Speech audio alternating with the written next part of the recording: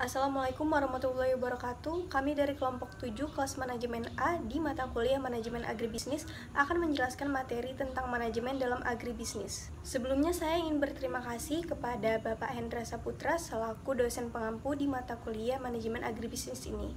Perkenalkan, nama saya Sandria Nesya Putri dan saya adalah anggota dari kelompok 7. Selain itu, saya juga ingin mengenalkan anggota kelompok 7 lainnya, ada Alfia Zahira Hakim, Tisa Uljana, Yoga Rafiki, dan M. Rizky Fernanda.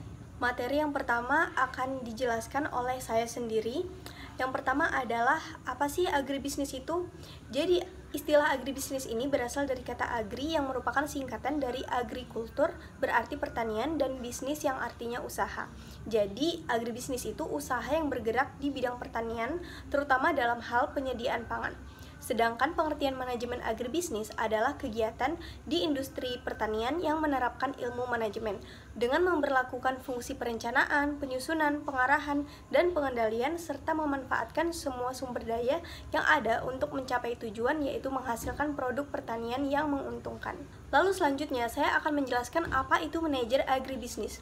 Jadi manajer agribisnis adalah seseorang yang bertanggung jawab dalam sektor pertanian, mulai dari subsistem hulu, usaha tani, pengolahan, pemasaran, dan penyedia jasa. Menurut Mintzberg, peran seorang manajer itu dapat dibagi menjadi 3, yaitu interpersonal, informasional, dan desisional. Interpersonal itu peran yang berkaitan dengan pekerjaan yang berhubungan dengan orang lain dan tugas yang bersifat seremonial dan simbolik. Informasional merupakan peran yang berkaitan dengan menerima, menyebarluaskan informasi. Sedangkan decisional merupakan peran yang berkaitan dengan penentuan pilihan. Selanjutnya, apa saja fungsi-fungsi manajemen dalam agribisnis? Yang pertama, fungsi perencanaan atau planning.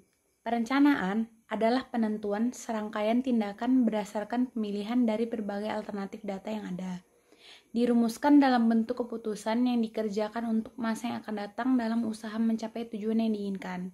Yang kedua, ada pengorganisasian atau organizing. Pengorganisasian meliputi kegiatan mengklasifikasikan, mengelompokkan secara sistematis manusia dan sumber daya lainnya dalam organisasi atau perusahaan agribisnis yang konsisten dengan pencapaian tujuan perusahaan. Yang ketiga, ada pengarahan atau directing.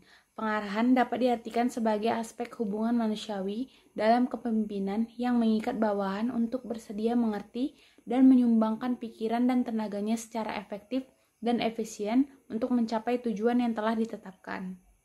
Yang keempat, ada pengkoordinasian atau coordinating. Koordinasi merupakan daya upaya untuk mensinkronkan dan menyatukan tindakan-tindakan sekelompok manusia. Perintah yang baik dan lazim dari bidang keahlian manajemen lainnya akan membuat koordinasi tidak begitu dibutuhkan. Yang kelima dan yang terakhir adalah pengendalian atau controlling. Pengendalian, menurut manajemen, menguraikan sistem informasi yang memonitor rencana dan proses untuk meyakinkan bahwa hal itu selaras dengan tujuan yang telah ditetapkan sebelumnya dan memberi peringatan bila perlu sehingga tindakan pemulihan dapat dilakukan. Tingkatan manajemen.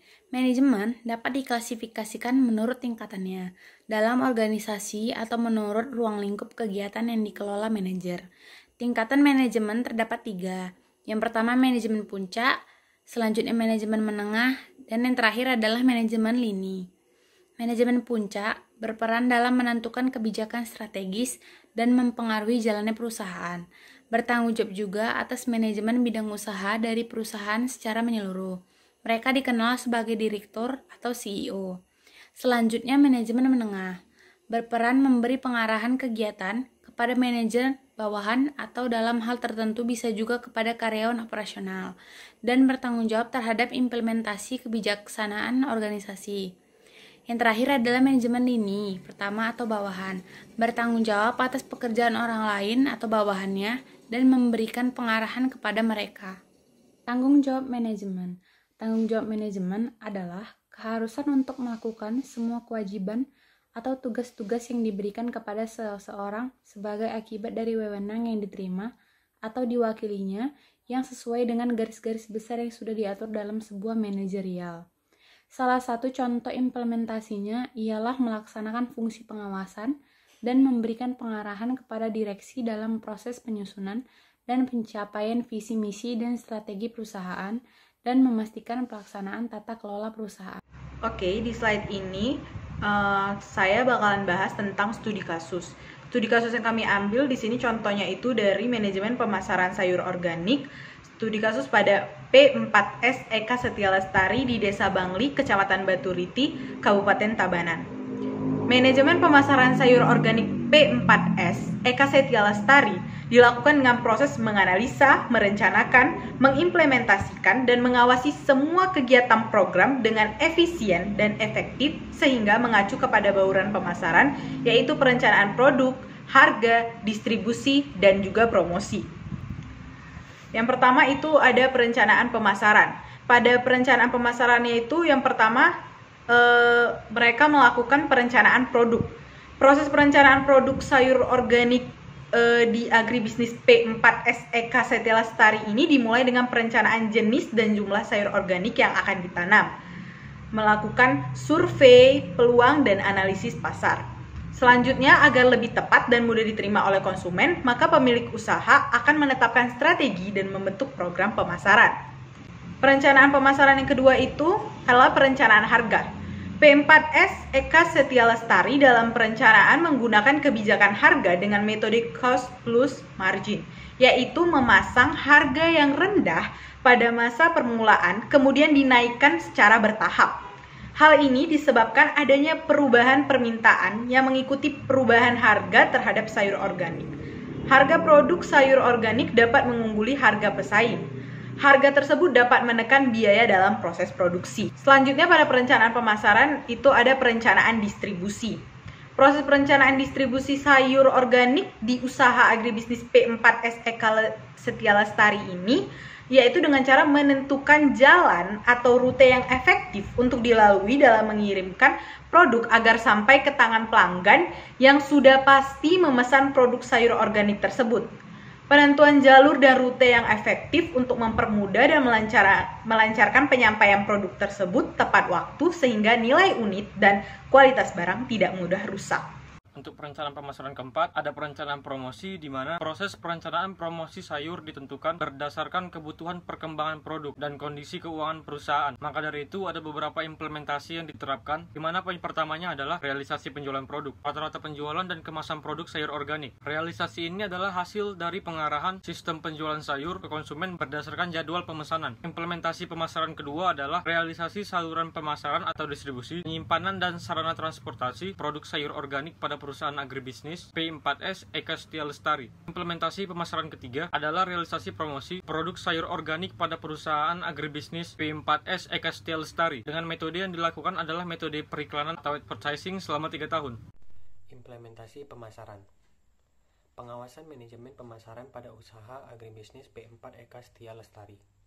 Pengawasan usaha agribisnis P4S Eka Setia Lestari dilakukan dengan cara sederhana, yaitu mengevaluasi dan menilai setiap bulanannya semua kegiatan pemasaran yang telah dilakukan melalui laporan penjualan produk dan laporan masalah-masalah yang ditemui oleh rekan kerja maupun partner bisnis terhadap penjualan sayur organik tersebut.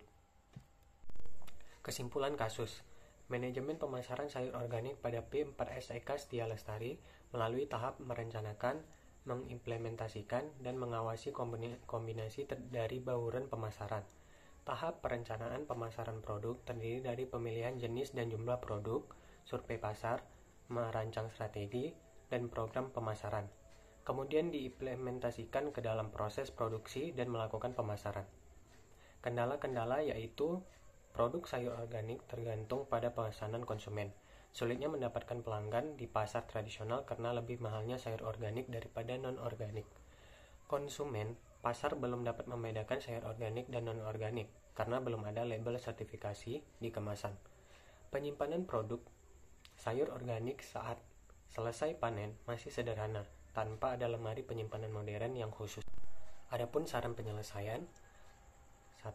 Agar mempertahankan dan meningkatkan penjualan, khususnya melalui pengemasan produk dan pemberian label yang belum dilakukan. Dengan adanya pengemasan dan label sebagai ciri khusus perusahaan, maka dapat diharapkan peningkatan kualitas produk sayur organik, terutama bagi pelanggan dari sektor rumah makan, restoran, dan pasar modern. Yang kedua, meningkatkan aktivitas promosi, segi produk dan harga, agar dapat mengembangkan informasi lebih luas kepada masyarakat yang belum menjadi pembeli atau pelanggan. Untuk promosi, jenis ini dapat dilakukan dengan menggalang kerjasama kepada berbagai pihak, seperti institusi pendidikan, lembaga pemerintah, koperasi, dan lembaga swadaya masyarakat yang memperhatikan masalah sayur organik. Setelah saya dan teman-teman saya menjelaskan materi tentang manajemen dalam agribisnis, saya ingin membacakan kesimpulan yang kami dapat dari materi tersebut, yaitu manajemen agribisnis merupakan usaha yang bergerak di bidang pertanian, terutama dalam hal penyediaan pangan, dengan melaksanakan fungsi perencanaan, pengorganisasian, pengarahan, dan pengawasan, serta pengendalian, dengan menggunakan sumber daya yang tersedia untuk menghasilkan produk pertanian dan keuntungan yang maksimal. Jika konsep agribisnis dapat diterapkan dengan baik, dapat memberikan kontribusi yang besar terhadap pertumbuhan perekonomian, baik dalam pemanfaatan tenaga kerja dari masing-masing subsistem hingga penyediaan pangan nasional. Demikianlah pemaparan materi manajemen dalam agribisnis oleh kelompok 7 manajemen A.